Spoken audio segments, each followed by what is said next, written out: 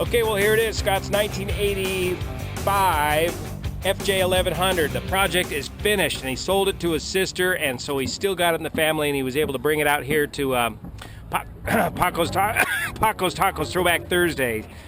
So we talked about doing all this stuff, and now you did it. So what do you got for the wheels and brakes for the big job, right? We said the front end was a, I think an 01 R1 Yamaha. Had to make up some bearings and spacers and things like that because the axle size is different. But you got the stock forks, forks. And this has been disabled. The anti-dive. Yeah, that's right. In its place, we got RPM valves, cartridge emulators. Emulators. Forks. Stops the dive and makes the fork a lot more compliant. So an R1 wheel, 320 millimeter rotors, FGR 1300 master and slave cylinders. And you had to make up a plate. You had to fabricate a plate here that's steel, and it's joggled slightly, but works good. Yeah. No problems. Yeah. So that's the front. Got your trick little turn signals, and then what'd you do back here? The rear was a 2000 Suzuki GSXR 1100. Was that a bolt-on? Pretty much a bolt-in. I bought that on a roller chassis, and the axle size is the same.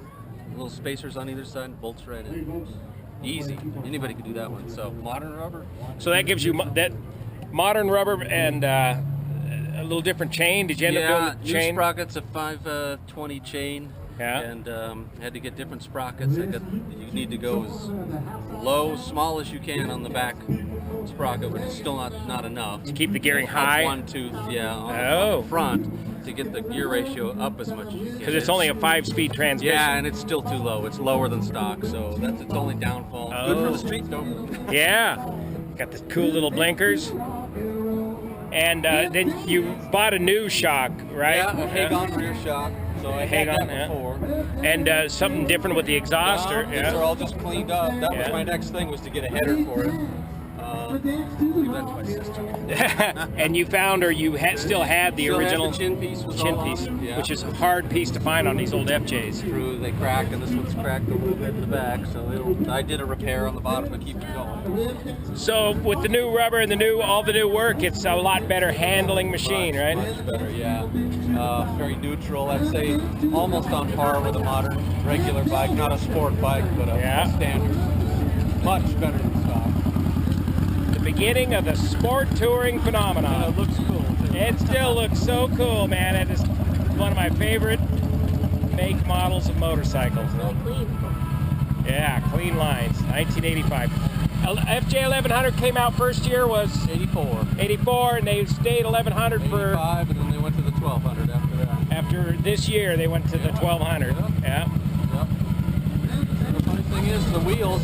That's a Yamaha wheel and a Suzuki wheel, yet the pattern on the spokes is almost identical. Oh yeah, look at that. And that matches the 91 Yamahas. FJ1200. So, yeah, it was pretty easy. The front was hard, but the back was real easy. And did that change the diameter of the wheels? It did. They're both 17-inch wheels now. What were they stock? There was a 16 on the front and 17 on the rear. Okay, so you got real tall rubber on it. That's right, that old high-profile stuff. Yeah, much different. Totally different. Tire technology nowadays. That made a huge difference in the way it turned and everything. And so you figured you got about $1,800 worth of bits and pieces into this? Yeah. Not including the original purchase of the bike. Right. Yeah. That was a hell of a gamble. You brought it home not knowing if it was going to run or not. It didn't run. Trailered it home. Yeah. Came out really clean. It's a good bike. All right. Excellent job. Now that might be next. Yeah, more.